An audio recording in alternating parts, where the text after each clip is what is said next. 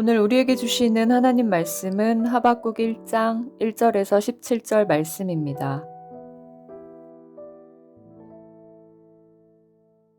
선지자 하박국이 묵시로 받은 경고라.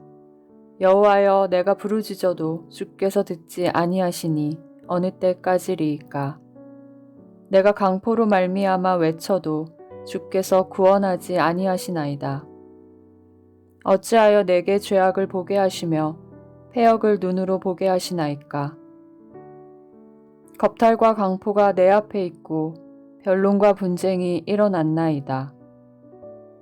이러므로 율법이 해이하고 정의가 전혀 시행되지 못하오니 이는 악인이 의인을 애워쌌으므로 정의가 굽게 행하여짐이니이다.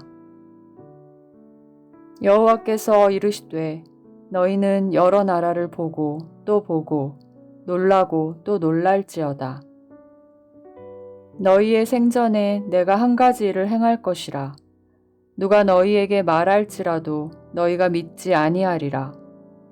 보라, 내가 사납고 성급한 백성 곧 땅이 넓은 곳으로 다니며 자기의 소유가 아닌 거처들을 점령하는 갈대아 사람을 일으켰나니 그들은 두렵고 무서우며 당당함과 위엄이 자기들에게서 나오며 그들의 군마는 표범보다 빠르고 저녁 이리보다 사나우며 그들의 마병은 먼 곳에서부터 빨리 달려오는 마병이라. 마치 먹이를 움키려 하는 독수리의 나름과 같으니라. 그들은 다 강포를 행하러 오는데 앞을 향하여 나아가며 사람을 사로잡아 모으기를 모래같이 많이 할 것이요. 왕들을 멸시하며 방백을 조소하며 모든 견고한 성들을 비웃고 흉벽을 쌓아 그것을 점령할 것이라. 그들은 자기들의 힘을 자기들의 신으로 삼는 자들이라. 이에 바람같이 급히 몰아 지나치게 행하여 범죄하리라. 선지자가 이르되 여호와 나의 하나님, 나의 거룩한 이시여, 주께서는 만세 전부터 계시지 아니하시니이까. 우리가 사망에 이르지 아니하리이다. 여호와여, 주께서 심판하기 위하여 그들을 두셨나이다. 반석이시여, 주께서 경계하기 위하여 그들을 세우셨나이다. 주께서는 눈이 정결하심으로 악을 참아보지 못하시며 패역을 참아보지 못하시거늘 어찌하여 거짓된 자들을 방관하시며 악인이 자기보다 의로운 사람을 삼키는데도 잠잠하시나이까. 주께서 어찌하여 사람을 바다의 고기 같게 하시며 다스리는 자 없는 벌레 같게 하시나이까. 그가 낚시로 모두 낚으며 그물로 잡으며 투망으로 모으고 그리고는 기뻐하고 즐거워하여 그물에 제사하며 투망 앞에 분향하오니 이는 그것을 힘입어 소득이 풍부하고 먹을 것이 풍성하게 됨이니이다. 그가 그물을 떨고는 계속하여 여러 나라를 무자비하게 멸망시키는 것이 옳으니이까.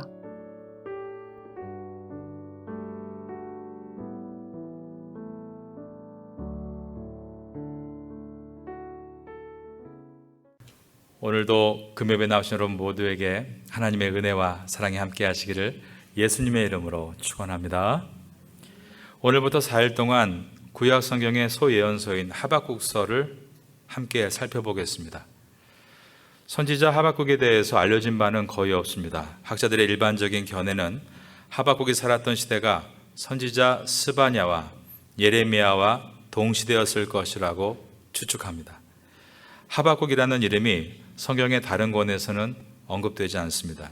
하박국서 안에서 특별히 1절과 3장 1절에 2번 언급되고 있습니다.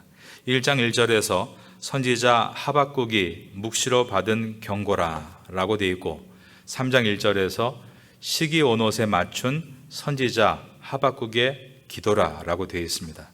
시기 온옷에 맞춘 선지자 하박국의 기도라. 시기 온옷은 히브리 말입니다.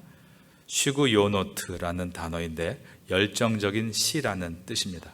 빠른 리듬과 열정적인 감정의 변화를 유도하는 음악의 형태입니다. 하박국 선지자가 외치는 강한 호소를 이 하박국서가 음악과 운율로 강력하게 표현했다는 것입니다. 그리고 하박국서의 마지막 절 3장 19절에는 주 여호와는 나의 하나님이시라 나의 발을 사슴과 같게 하사 나를 나의 높은 곳으로 다니게 하시리로다 라고 말하면서 이 노래는 지휘하는 사람을 위하여 내 수금에 맞춘 것이니라 라고 끝마쳐지는 것을 볼 때 하박국서의 저자는 성전 찬양과 관련되어 있던 레위인이었을 가능성이 높다라고 생각이 됩니다. 하박국서가 쓰여진 배경을 보겠습니다. 하박국서는 하나님의 백성인 남유다가 점점 죄악에 빠져가는 것을 탄식하는 기도의 내용입니다. 하박국서 1장 1절에서 4절을 보겠습니다. 선지자 하박국이 묵시로 받은 경고라. 여호와여, 내가 부르짖어도 주께서 듣지 아니하시니 어느 때까지리이까? 내가 강포로 말미암아 외쳐도 주께서 구원하지 아니하시나이다. 어찌하여 내게 죄악을 보게 하시며 패역을 눈으로 보게 하시나이까? 겁탈과 강포가 내 앞에 있고 변론과 분쟁이 일어났나이다. 이러므로 율법이 해이하고 정의가 전혀 시행되지 못하오니 이는 악인이 의인을 애워쌌으므로 정의가 굽게 행하여 짐이니이다.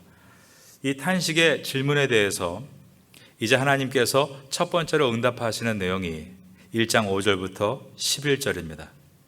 하나님의 계획은 그 당시에 잔인하기로 유명했던 신흥 세력 바벨론을 들어서 심판의 도구로 유다의 악을 치겠다라고 하셨습니다. 5절입니다. 여호와께서 이르시되 너희는 여러 나라를 보고 또 보고 놀라고 또 놀랄지어다. 너희의 생전에 내가 한 가지 일을 행할 것이라. 누가 너희에게 말할지라도 너희가 믿지 아니하리라. 보라, 내가 사납고 성급한 백성 곧 땅이 넓은 곳으로 다니며 자기의 소유가 아닌 거처들을 점령하는, 그 다음 보면 갈대아 사람을 일으켰나니라고 되어 있는데 바로 이들이 신흥 세력 바벨론을 뜻합니다. 그들은 두렵고 무서우며 당당함과 위엄이 자기들에게 나오며 그들의 군마는 표범보다 빠르고 저녁 이리보다 사나우며 그들의 마병은 먼 곳에서부터 빨리 달려오는 마병이라. 마치 먹이를 움키려 하는 독수리의 나름과 같으니라. 그들은 다 강포를 행하러 오는데 앞을 향하여 나아가며 사람을 사로잡아 모으기를 모래같이 많이 할 것이요. 왕들을 멸시하며 방백을 조소하며 모든 견고한 성들을 비웃고 흉복을 쌓아 그것을 점령할 것이라. 그들은 자기들의 힘을 자기들의 신으로 삼는 자들이라. 이에 바람같이 급히 몰아 지나치게 행하여 범죄하리라. 이것을 통해서 이 하박국서가 예언서인 것을 보여줍니다. 하박국 시대에 아직 일어나지 않은 바벨론의 남유다 침공을 예언하고 있기 때문입니다. 이 예언서를 주시는 목적은 이 땅의 모든 것을 주관하시고 통치하시는 분은 하나님이시다. 하나님의 백성들은 이 세상에서 헛된 우상에 빠져서 사는 인생이 아니라 하나님을 위해서 자신의 삶을 돌아보고 죄를 이기는 인생을 살아야 한다는 것을 알게 하시기 위해 하박국서를 주셨습니다. 하박국서가 언제 기록되었을까?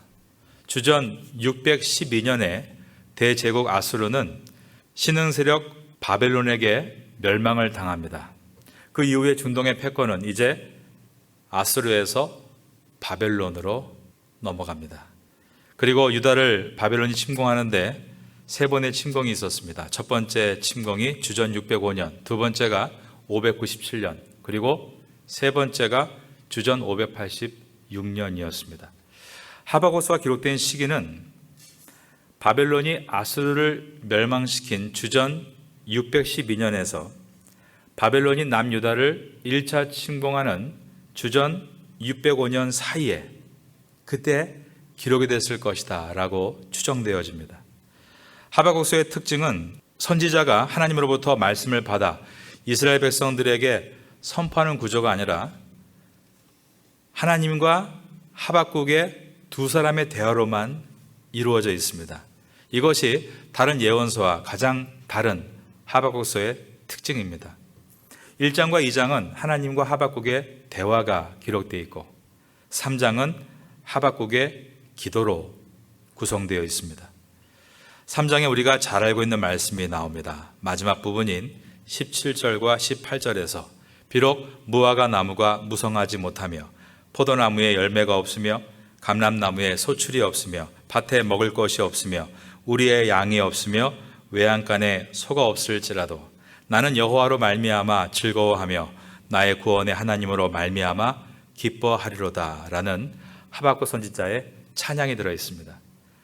하박국서는 이처럼 1장과 2장에서는 하나님과의 대화로, 그리고 마지막 장인 3장에서는 하나님께 감사와 찬양으로 맞춰지는 성경입니다.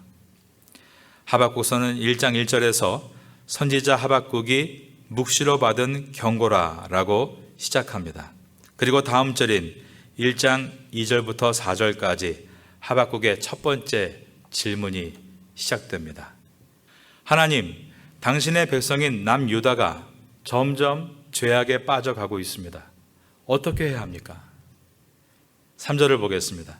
어찌하여 내게 죄악을 보게 하시며 패역을 눈으로 보게 하시나이까? 겁탈과 강포가 내 앞에 있고 변론과 분쟁이 일어났나이다. 여기에 유다의 6가지의 죄가 묘사되고 있습니다. 첫 번째가 죄악, 두 번째가 패역, 세 번째가 겁탈, 네 번째가 강포, 다섯 번째가 변론과 여섯 번째 분쟁이 있다라고 했습니다. 죄악이 만연한 남유대의 시대적 상황을 하박국 선지자가 6가지로 표현한 것입니다. 죄악과 패역과 겁탈과 강포와 변론과 분쟁이 만연한 사회였다. 이것은 사실은 그 시대뿐 아니라 지금 시대에도 만연하고 있는 것들입니다. 하박국의 첫 번째 질문은 이것입니다. 이렇게 율법이 해이해지고 있고 정의가 실현되어지고 있지 않는데 왜 하나님께서는 개입하지 않고 침묵하십니까? 이것이 하박국의 첫 번째 질문이었습니다. 항의성 질문이죠. 이것에 대해서 하나님이 대답하시는 것이 5절부터 11절인 것입니다. 남유대의 죄악에 대해서 하나님 왜 침묵하십니까? 라고 물었더니 하나님께서 대답하신 것은 나는 바벨론을 들어서 남유다를 칠 것이다 라고 대답하셨습니다. 아까 읽은 말씀 중에 6절을 봅니다. 보라, 내가 사납고 성급한 백성 곧 땅이 넓은 곳으로 다니며 자기의 소유가 아닌 거처들을 점령하는, 저를 따라하겠습니다. 갈대아 사람을 일으켰나니. 하나님께서 바벨론을 들어서 패역한 남유다를 심판하시겠다라고 하신 것입니다. 그런데 하박국은 이 하나님의 대답에 대해서 전혀 만족하지 못합니다. 하박국의 의문이 해소가 되는 것이 아니라 오히려 더 증폭이 됐습니다. 왜냐하면 유다가 불의한 것은 맞지만 그 불의한 유다를 심판하는 도구가 바벨론이라고요. 어떻게 더 불의한 바벨론이 유다를 칠 수 있단 말입니까? 이것이 하박국의 질문이었습니다. 12절과 13절을 봅니다. 선지자가 이르되 여호와 나의 하나님 나의 거룩한 이시여 주께서는 만세 전부터 계시지 아니하시냐이까? 우리가 사망에 이르지 아니하리이다. 여호와여 주께서 심판하기 위하여 구두를 두셨나이다. 반석이시여 주께서 경계하기 위하여 그들을 세우셨나이다.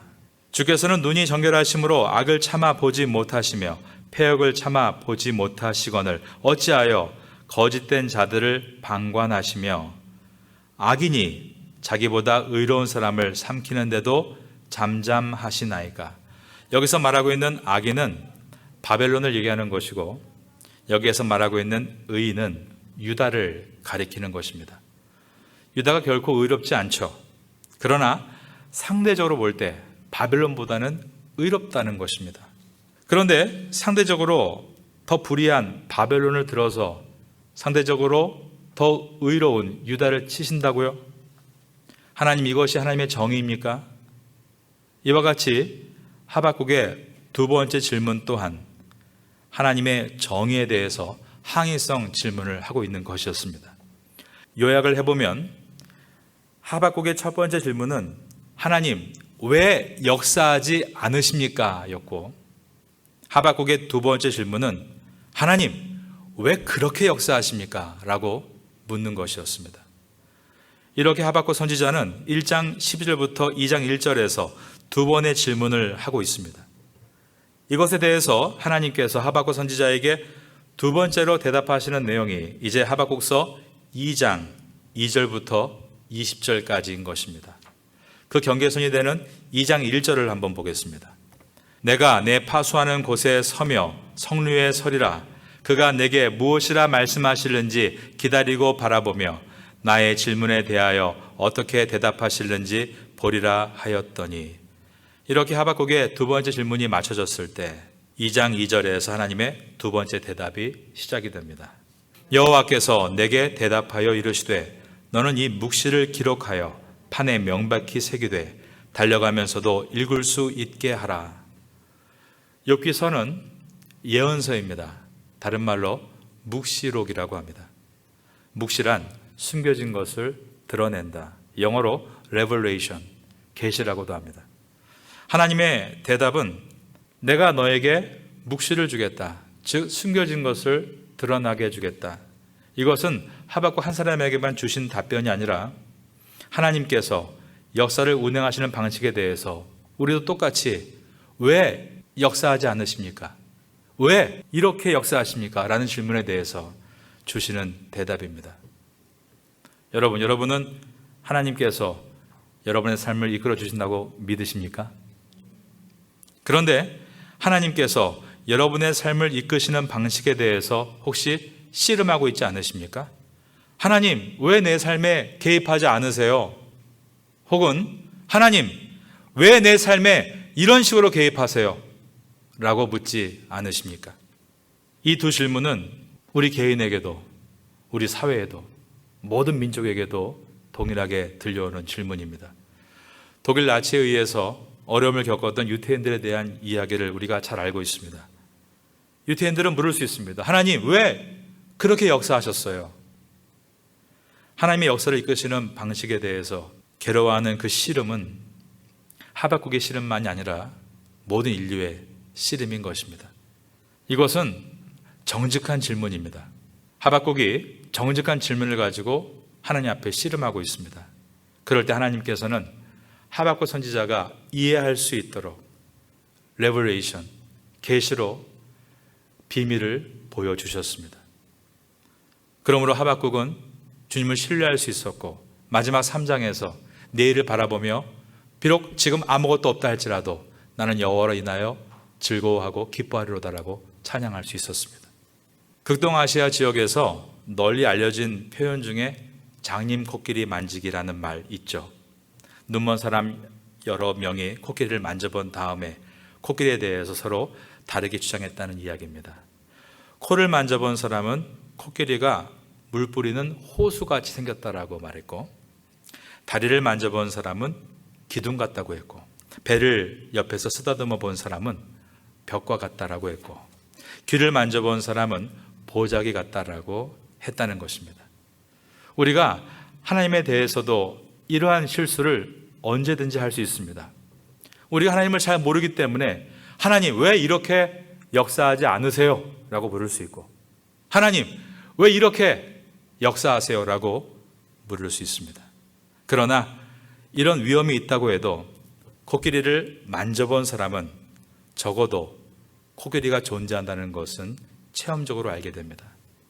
그러나 코끼리에 대해서 들어는 보았지만 다리 하나도 꼬리 하나도 만져보지 못한 사람은 코끼리가 정말 존재하는지 존재하지 않는지 스스로 상상하는 것으로 끝일 수밖에 없습니다. 하나님도 마찬가지입니다. 우리가 비록 하나님을 다 알지 못합니다. 그러나 그 하나님을 알기 위해서 이렇게 금요일 밤에 찾아 나와서 주 앞에 기도하고 정직하게 나의 삶을 주 앞에 질문으로 던질 때 적어도 하나님이 나와 함께 하시고 그분은 살아계신다는 은혜를 만나게 되는 것입니다. 그리고 하나님은 점점 레버레이션, 자신을 계시하시면서 우리가 그분을 더 깊이 알아갈 수 있도록 도와주십니다. 바로 성령을 통해서입니다. 1장 1절 말씀 한 번 더 따라합니다. 선지자 하박국이 묵시로 받은 경고라. 하박국 선지자가 하나님을 찾고 있을 때 하나님은 그의 궁금증에 대해서 점점 찾아오셔서 진리의 빛을 밝히 비춰주셨습니다.